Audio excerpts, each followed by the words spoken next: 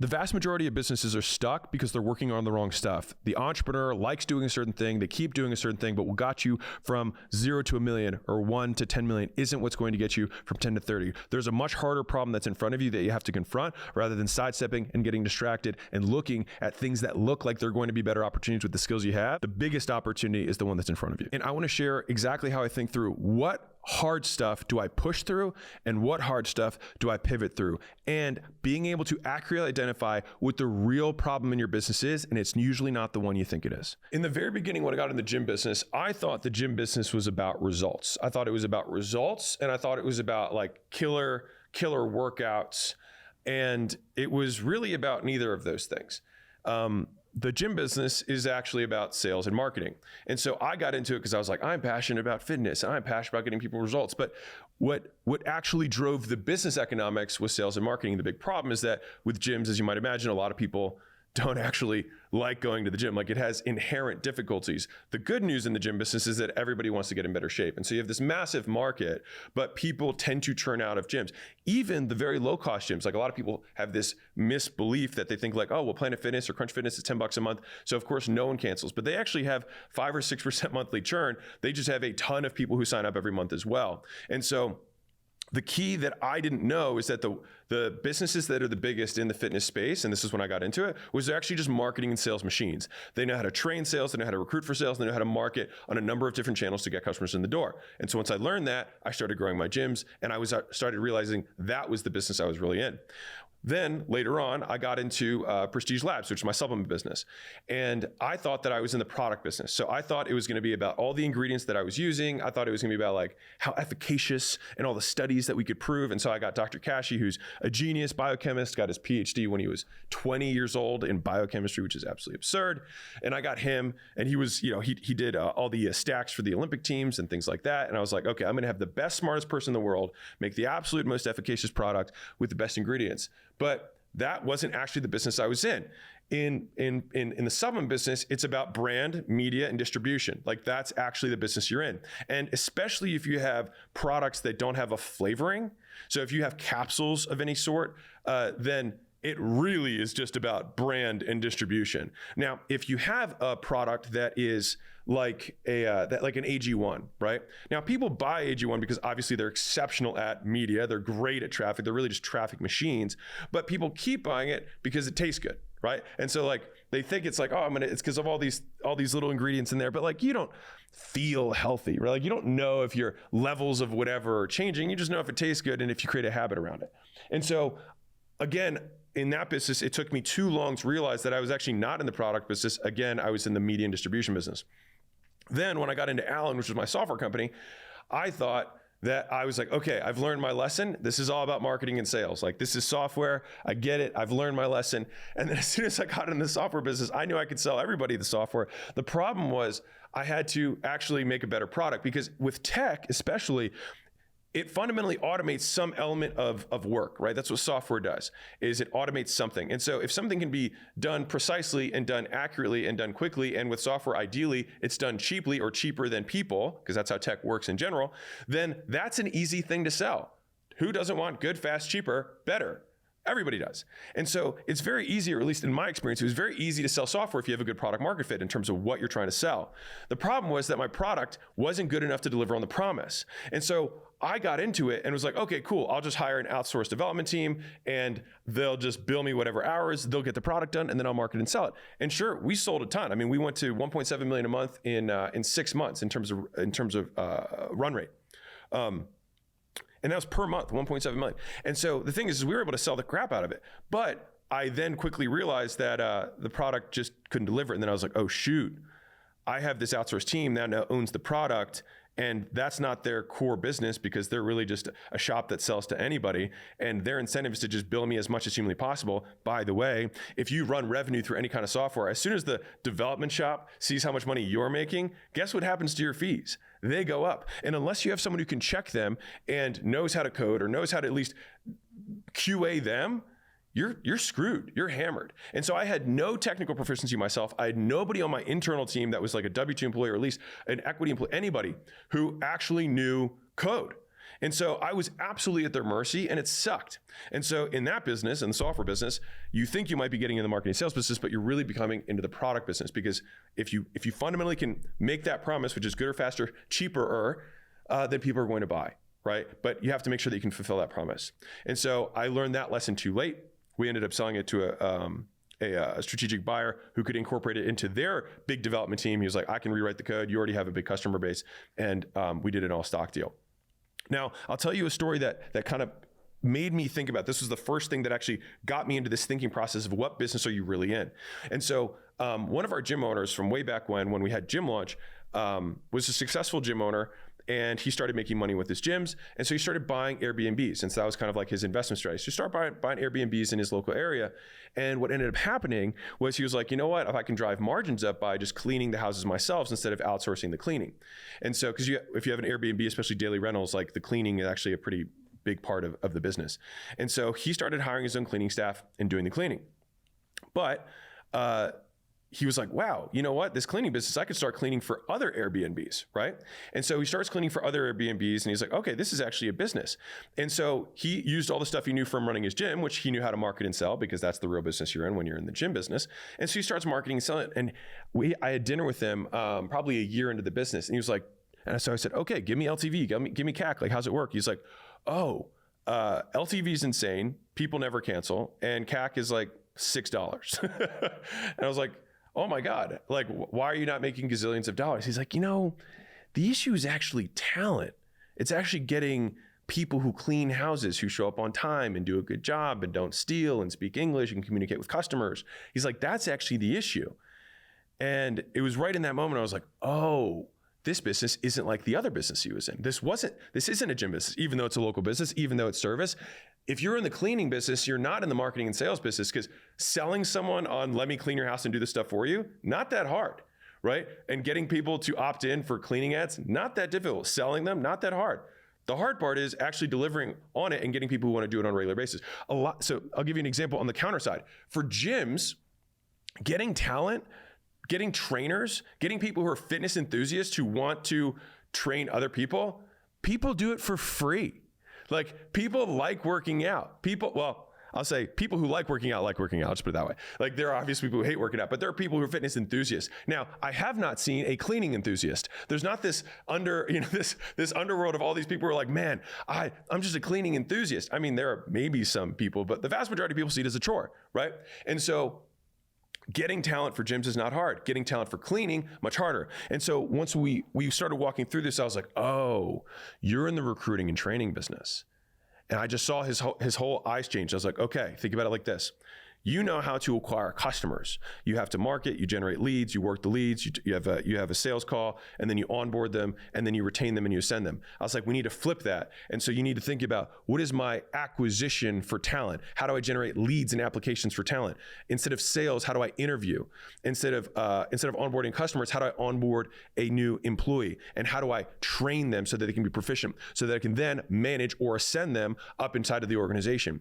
And so as soon as he flipped that, he took the business from, I think it was like $30,000 or $40,000 a month to over $150,000 a month within the next 12 months. And it was just that idea of, oh, this is the big, hairy problem I have to solve. And so every business has a big, hairy problem. And this has just been my own experience, is that because I'm probably just a ninny and an idiot, I only learn about it once I get into it. And so as a recommendation, if you are going to enter into a new marketplace, talk to people who are in it and ask them what the hardest part of their business is.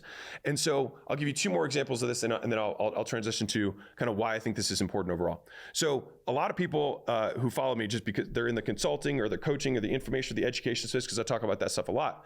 Now, the thing is if you're in that space, what business do you think you're in? Now, you have to learn how to market and sell. That's any business, right?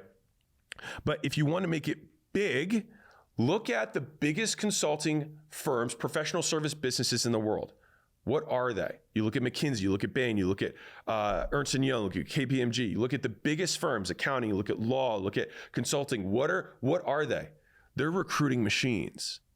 And it's because they know how to attract talent, train talent, and make people more valuable, and they get the best and brightest people. And so the reason that people can't, quote, scale in these information coaching, et cetera, businesses is because they have one talented person, which is the guru, and then they hire a bunch of minions or people who are not even close to as good as that person. And then over time, what happens is it dilutes the level of service, and it's a service-based business. And so people are like, man, this thing sucks, or this guy sucks, or this business sucks. But McKinsey, Bain, BCG, EY, those are built on the principle of how do we continue to raise the bar, how do we get better, brighter, smarter people, and how do we train them better than anyone else in a faster way so we can get better returns on human capital, as in the people themselves. How do we get better returns on the humans?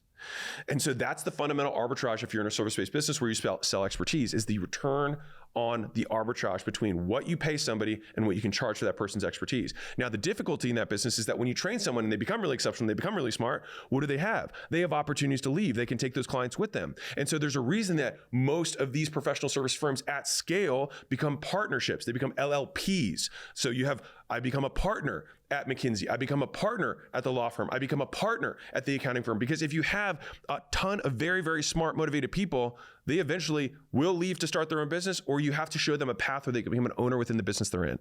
And this is just playing it out. And so this is why I bring this up, because a lot of people don't know what it looks like at scale. Like, you have to bring in very intelligent people and have a system or incentive process that gives them a taste in the long run, so that the opportunity or the risk adjusted return of them leaving versus them staying, it still makes more sense for them to stay, or at least for a good portion of them to stay. Now, I'll give you one more example, and then I'll flip it to why I think this is important in terms of identifying this for your own business. So investing, I thought it was about doing lots of deals at good prices. And to some degree it is, but in reality, at least in my experience, it's been way more about learning how to say no at a much higher velocity to a much higher number of deals, because you only need one Facebook. And so it's kind of this counterintuitive thing where you have power law that starts really, really leveling out. So like, we did 22 deals over the last 2.5 years, and 4 of those deals are the ones that are 90% of the returns that we have. And there's so many of the deals that we did where I'm like, man, it's literally truly just a complete waste of my time. Like, waste of money, waste of time, because I can get so much more taking the large company of the portfolio is about $100 million a year.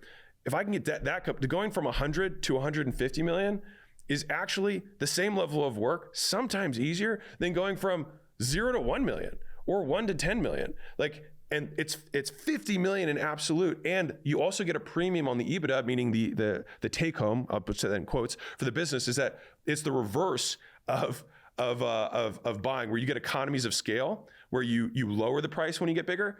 With businesses, you get a scale premium. You get paid more for the profit that you get when the profit is absolutely bigger.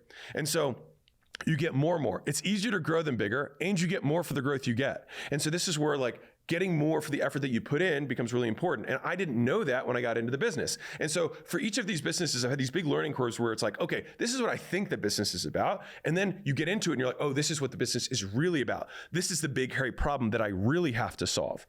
And so the thing is that, at least I had the day yesterday where I talked to these business owners, and it became clear for a handful of them that they were plateaued because they actually didn't know what business they were in. They were kind of like that gym owner who got into the cleaning. He was like, man, this is tough, because he kept looking at marketing and sales being like, what do I need to do differently here? When the reality was the constraint of the business was actually a different big, hairy problem.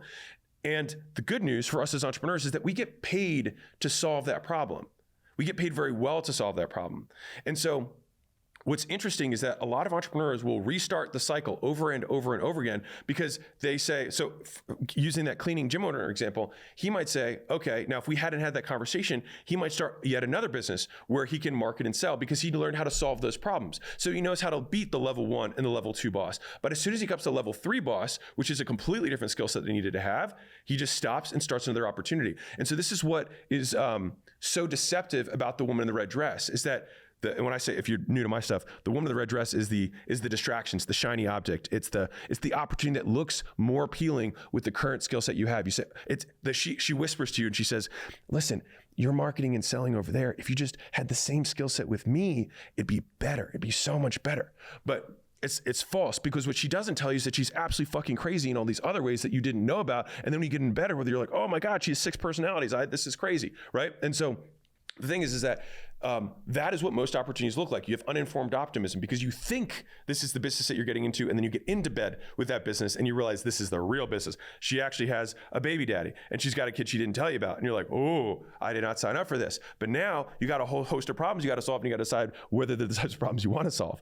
And so this is why so many entrepreneurs start and keep starting businesses and starting over, and they get to the same size, and then they just move over to another woman in the red dress who promises a different outcome with the same skills they have, and they get to the same level. They get the same level of revenue because they don't know how to break past it, because they don't know the actual business they're in. Hey, and if you're wondering, where do I get these stories, or like, how could I be one of the businesses that's in the room getting kind of this like more personalized attention? We just started a new division at acquisition.com for workshops for business owners that are over a certain amount. And so if you want to see if you qualify, you go to acquisition.com, click through the steps, and maybe we'll see you in Vegas. And so they keep beating the same bosses because they're comfortable there. And so what happens is, in the beginning, you don't make any money. You learn how to beat one boss, you start making money. And you're like, oh, let me see if I can beat that boss over and over again in different businesses. And that's how I'm going to grow. But it's not that. You have to beat a new boss every time. And the hard work is figuring out the hairy problem in front of you. And it's usually the thing that we don't want to confront, because sometimes it makes us feel bad about ourselves. Sometimes we're like, well, maybe my product just isn't that good. Oh, wow, I have to learn coding. Oh, I have to bring technical talent in. Well, I've never done that before. Well, guess what? That's what you got to do if you want to make this thing go big. And so what's interesting about this, and this is my like kind of like word of encouragement for whatever business you're in, is that the reality is that almost any business can be taken to $1 billion with a long enough time horizon. This is truth. Almost any business can get to $1 billion in terms of value with a long enough time horizon. So you're in the roofing space. You can get to $1 billion roofing company. You have a restaurant. There's a version of a restaurant business that is $1 billion. It's not a single location, but it could either be a franchise of a business, or you could have a privately held. I mean, there's a bunch of big high-end chains. You look at Mastro's, you look at some of these companies. They're several $100 million companies. And so you look at dry cleaning, like you look at Zips, like it's a massive, at least domestic in the U.S.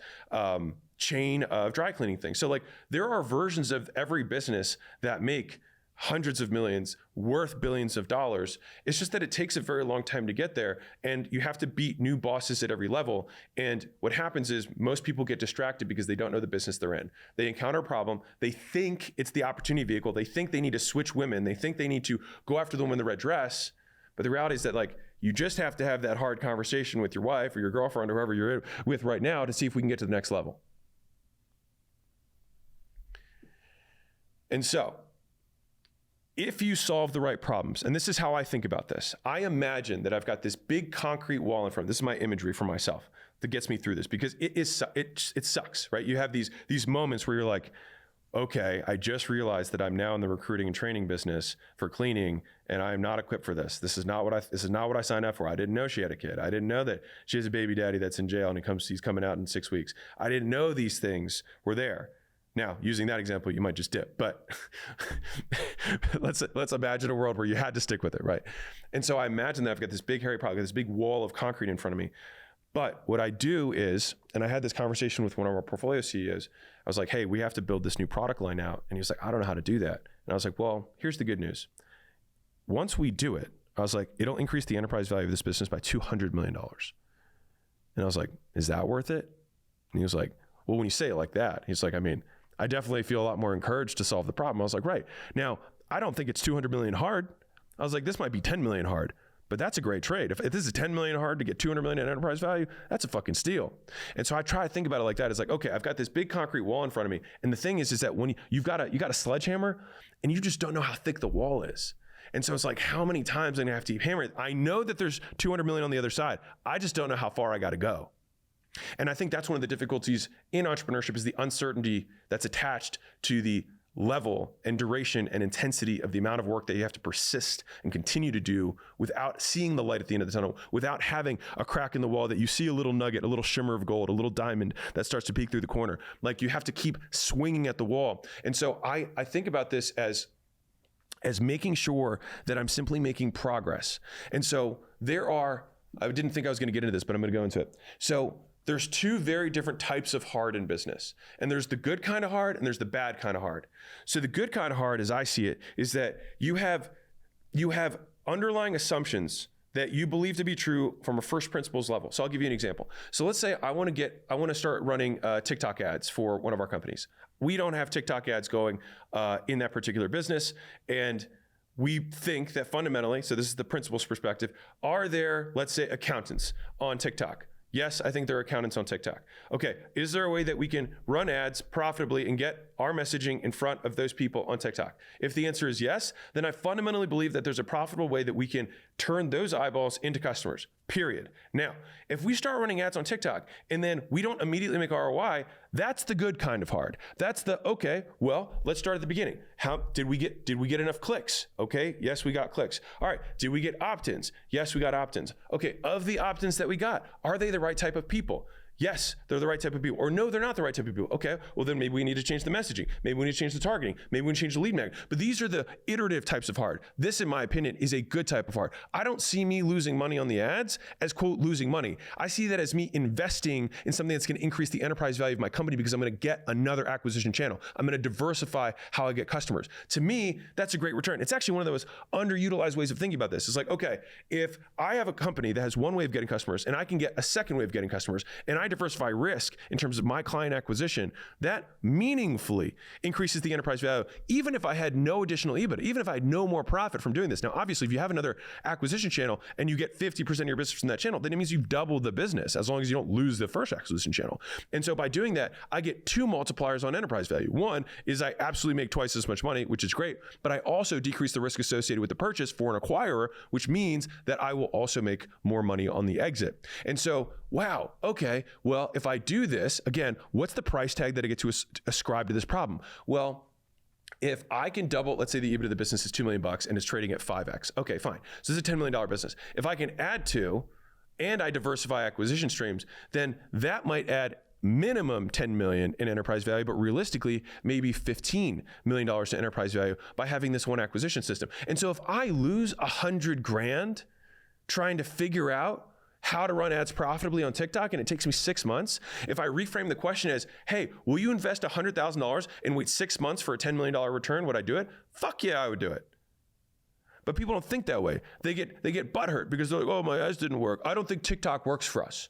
I don't think marketing works. I don't think paid ads work for us. Come on, get out of here. So fundamentally it's saying, I don't think that if I get on the phone with accountants and we sell accounting stuff that we'll make money. It's preposterous. It's ridiculous. But people are pussies, and that's why they don't make money. Okay, so big picture here, right? Is that we get paid to solve big problems. And the bigger the problem, the bigger the payoff. And so I like to ascribe, one, how much enterprise value am I going to get on the other side of this concrete wall? And that helps pull me through the fact that I'm going to have to swing this hammer, and I don't know how many times I'm going to have to swing it. And as long as I'm solving the right kind of problem, which is a type of problem that I can reason to first principles of the idea of, yes, people who buy my stuff are on this platform and there is a way to reach them, and I can do so profitably, then we will make money. Now, you're like, well, what's the bad type of problem? What's the bad type of heart? So this is the classic problem of, do I push or do I pivot? And this is a classic, entrepreneur dilemma that we have, right? And so I have pivoted a number of times in my career, and I've pushed a hell of a lot more. But I pivot when my underlying assumptions are proven incorrect. And so it's like, if we believe this to be true, then this is true. And if this is true, then this is true. So if, for example, a report came out from TikTok and they said, we have banned accountants because we don't want financial people on our platform, then I would say, no, we don't push here. Like, fundamentally, the assumption that we based all of these actions on is not true. And so we pivot. And so I like to use that as a very clear litmus test of, when am I being a pussy or when am I being intelligent?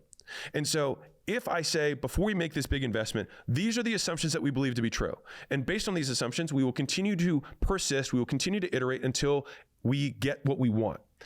If one of those assumptions is proven wrong and we have data to support that it's not true, then we will change our course of action. And I will lose whatever investment I had there, but I don't even see that as losing. I see that as learning, and we invested to learn data that no one else knows. Because if someone else knew it, well, they might have had to pay to learn it too.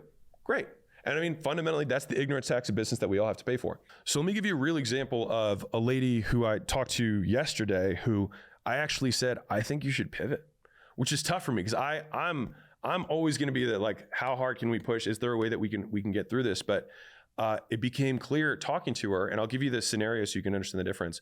So she was a lady who had a canned cocktail business. So she had premium cocktails. They were in cans. Now you're like, okay, that's a little bit contradictory, but okay. So, and the cocktails were 5% ABV, so they weren't cocktail strength. But so there's basically like premium fruit juices. Now she wouldn't say this is me saying this. Premium fruit juices with, organic ingredients and all that stuff that were priced premium without a premium brand, but premium ingredients. And she was having trouble selling them. Now I think she was doing a $1.5 million a year, and she had 1,000 different distribution channels, like a literal, as in like 1,000 different stores were carrying it. And if you're like, wait, 1,000 stores, 1.5 million a year, yes, the sell-through rate was very low, which means she was able to just basically front inventory to these people and they're not really moving it. And so when I heard that, I was like, okay, well, what experience do you have in this world at all? And she had sold a gin distillery, but for not a lot of money. And I was like, okay, well, that's kind of related. And then she was like, well, I've got Amazon going, I've got a Shopify store, I have B2B wholesale, and she had all these different lines of business. And I was like, well, and she just let all of her staff go. So it's just her, and it made zero profit. And she was asking me, like, what should I do? And so, and this was tough for me because basically I like to think about what's the hypothetical extreme version of this business? What is the maximized version of this business? And so I saw two different paths here for her. Path one was and she said, I want to build $1 billion thing. And I was like, all right, well, I mean, if you want to build $1 billion thing, like, that's going to be tough because you have no money. And so you have 1,000 distribution channels. And so what we have to do is either A, you somehow get a lot of money and get a premium brand sponsorship. You get somebody who can make the association with you. And then you use that brand sponsorship, you use The Rock, Logan Paul, whatever, to leverage into these master distribution bases. And that person promotes it so that people buy in person. Now she was RTD, meaning is ready to drink. And so shipping costs made direct to consumer, for me, not really a viable option. It's too expensive. Now, are there ways you can do it? Yeah, she was listed on Amazon. It didn't make a lot of money there, but it was there. Now, the core thing that I asked her, and by the way, if you're in this business, this is the core problem that you have to solve, is that I said, what percentage of people who drink your drink for the first time buy it again?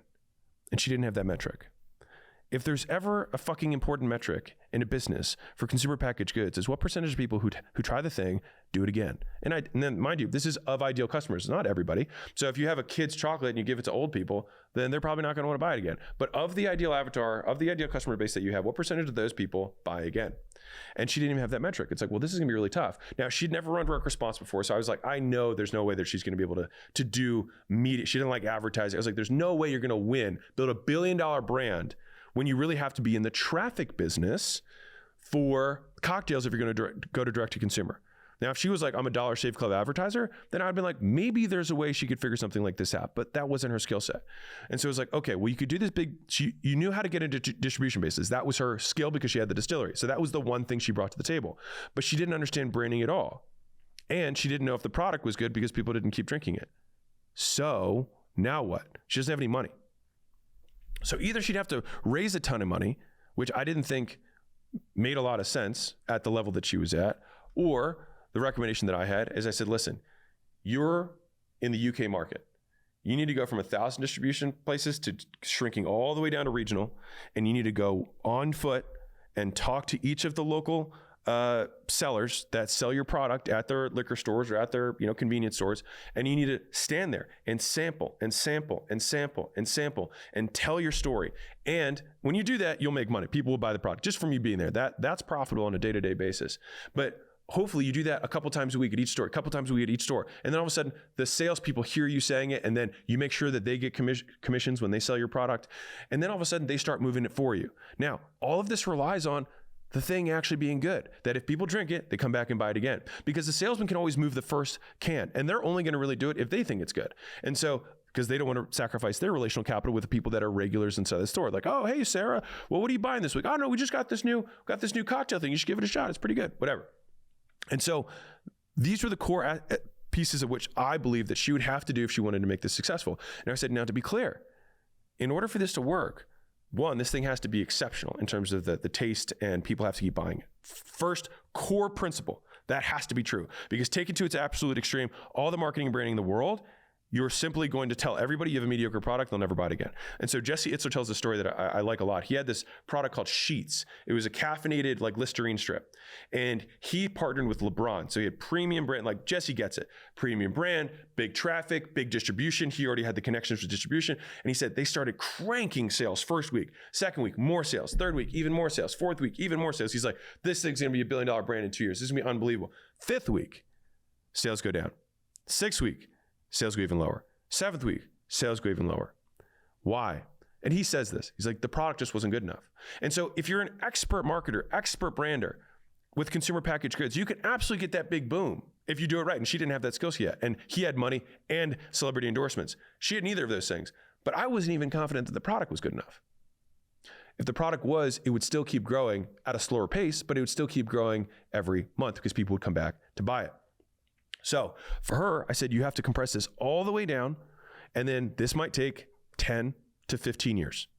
And if you're willing to do that, and she had come into this being like, this is the market trends, blah, blah, blah, blah, blah. But what I didn't sense was what I call a missionary heart.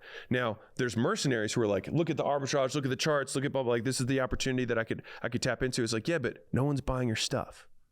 And if she had said, there's a hole in my heart and I want this drink to be in the world because it changed my life, then I'd be like, awesome. Then like, let's make it happen. And you're going to be willing to pay 15 years because it's your soul. It's your passion. It's something that you feel like you're put on this earth to do. I didn't get that vibe from her.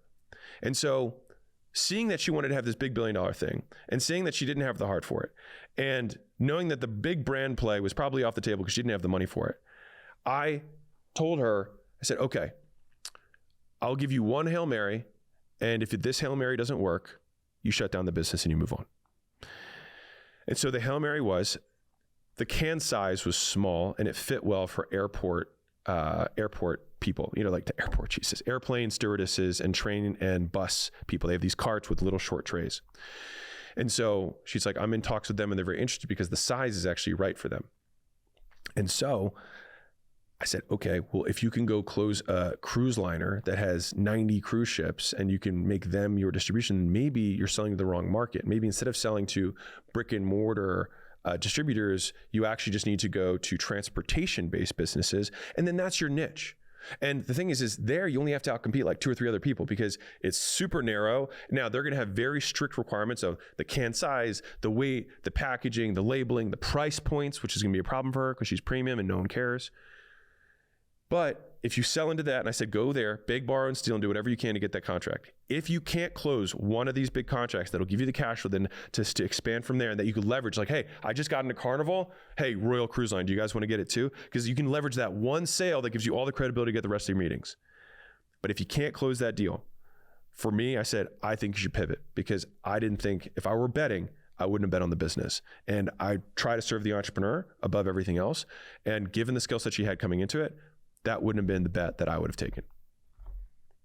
And so I say that as the counterexample of there were fundamentals that would have to be true in order for her to win here. She would have to have a lot of money to do the big brand deal and have distribution. She would have to be super passionate and have a 10 to 15 year time horizon to make the regional super small play work, hand-to-hand combat. She would have to have that. She didn't have either of those things. And so the only real viable path that required no money, that had the existing skill set she had, was go to transportation distribution and use the fact that she had this kind of unique aspect of the size of the cans and have that be the selling point and hope to God that that actually works. Because if that didn't work, she would run out of money before anything else would happen. And then she would be forced to change the business. And I would rather her learn that quickly than waste another 3 years not making progress on potentially a different business that would be better suited for her skill set. And what made this particular woman really interesting is I said, like, how do you live? Because I asked pretty point blank questions. I was like, how, she looked like she had nice clothing. She looked like she lived nicely. And so she said she sold a gym business. So I said gin as in like alcohol, not gym. And she said, oh, well, that I actually didn't make a ton of money on that sale. And I was like, well, where does your money come from? And she said, oh, property development.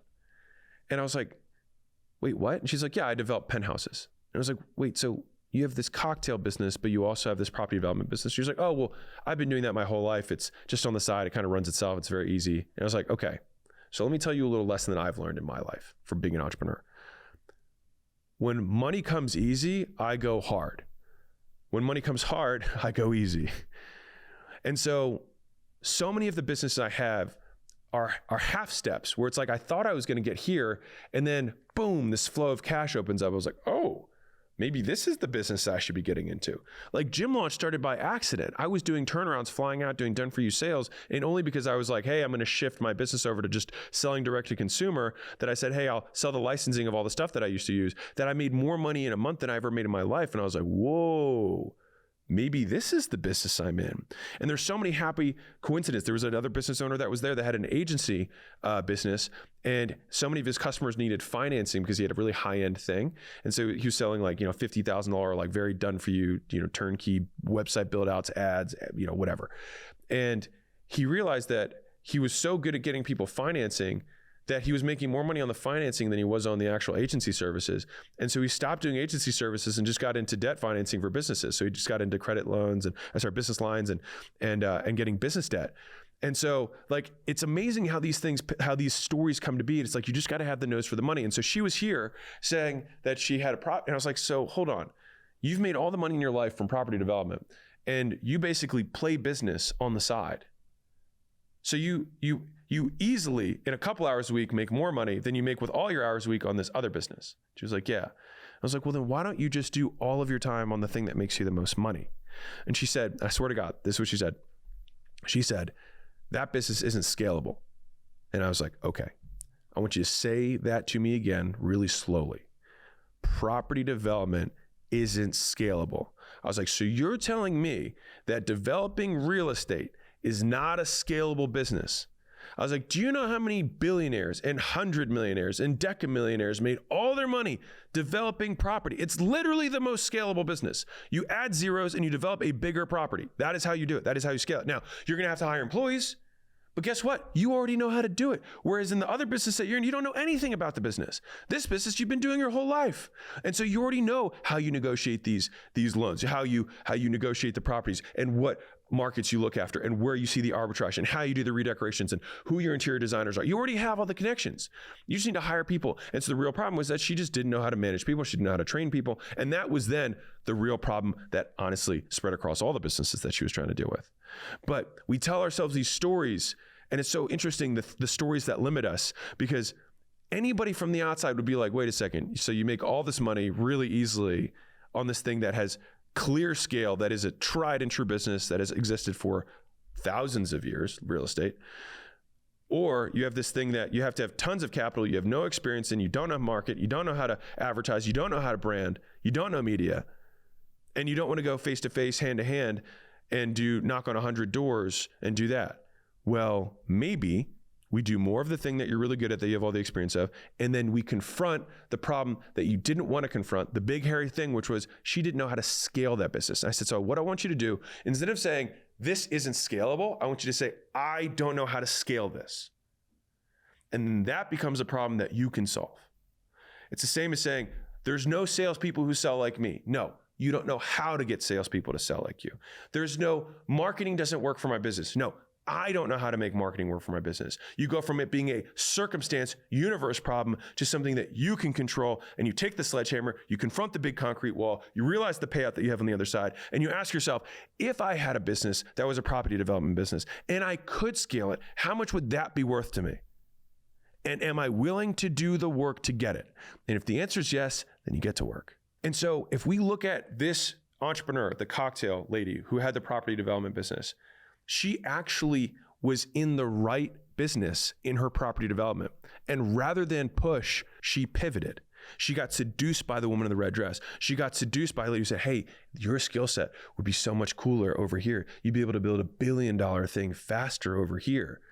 But she could and probably needed to simply push through the existing business that had fundamental truths that you can't disprove. Like whenever someone says this business isn't scalable, you have to break it down to physics. Tell me why physically it's impossible to scale property development. Is there not enough property to develop? Why is it not scalable? Because entrepreneurs throw this thing all the time. They're like, that business isn't scalable. Why? It just means you don't know how to scale it, or it's difficult to scale. Well, guess what? There's also a big payoff for once you solve it. And so usually people progress through the easy problems they know how to solve, and then they stop when it's a problem they've never seen before. And then they try and come up with all sorts of crazy ideas that justify why they shouldn't keep pursuing or why they shouldn't keep failing. And when I say failing, I mean trial and failing, trial and erroring.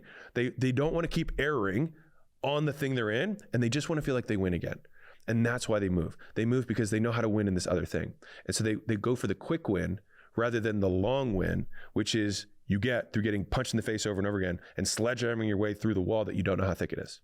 And for that specific entrepreneur, because I did talk to you and you might listen to this, if you really believe in this cocktail thing, then you got to go for broke on this contract that you get for the transportation. Like it's a zero fail situation. Like if you want to make this business work, that is your zero fail situation. It's the only thing that's going to get you a lot of money for no capital down, that'll get you immediate distribution despite the fact that you don't have a big good brand. If you can just do that, that becomes your niche, and then you try and own as much of that market as humanly possible. If you can't, or you don't succeed, this is where the heart is. Where like if you really wanted this thing to come to life, then you would go back and you'd start working local, and you'd go store to store and you'd say, I'm going to commit the next 15 years to this. And that's if the product is good enough. If it's not good enough and people don't keep buying it, all of this will be for nothing. Truly. Like it will be for nothing, because fundamentally the product has to be good enough that people want to buy it again. Otherwise, you spend all the money to acquire a customer, they drink it once, there's no LTV in consumer packaged goods unless people get repeat purchases. That's it. It has to get repeat purchases without you telling them to buy it. And so if that's the big principle, like what's the foundational principle that we prove to be untrue? You'd either have to change the product or change the business.